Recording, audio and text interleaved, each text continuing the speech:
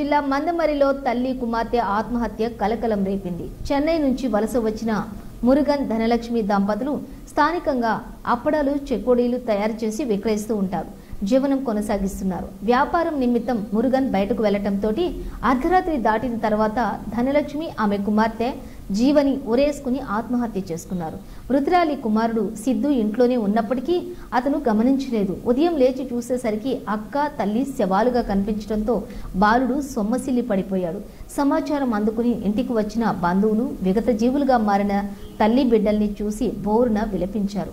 మరోవైపు ఎప్పుడైనా వ్యాపారం ముగించుకొని ఇంటికి తిరిగి వచ్చే మృతురాలి భర్త మురుగన్ రాత్రి నుంచి ఇంటికి రాకపోవడమే కాకుండా అతని ఫోన్ కూడా స్విచ్ ఆఫ్ రావటం పలు అనుమానాలకు రేకెత్తిస్తోంది. ఘటనా స్థలానికి చేరుకున్న పోలీసులు దర్యాప్తు చేస్తున్నారు. భర్త మురుగన్ ఊరికే వరకు ఇద్దరు బిడ్డలు అట్లా పెట్టుకోనున్నారు. అదే చూసినాం మేము. అసలు పిల్లగాడు కూడా చెప్పుకోలేదు. పిల్లగాడికి కూడా ధైర్యం రాలేదట. మంచిరాళ్ళకి ఫోన్ చేసి ఇస్తే ఆ మంచిరాళ్ళు చిన్న చుట్టాలు వాళ్ళు వచ్చే డోర్ తీసింది. ఇట్లా అనేదాకా మేము ఆడిపోయి చూసేదాకా ఇద్దరు ఉన్నారు. మరి ఇయ్యాలనే రాలేదు. మరి ఎందుకు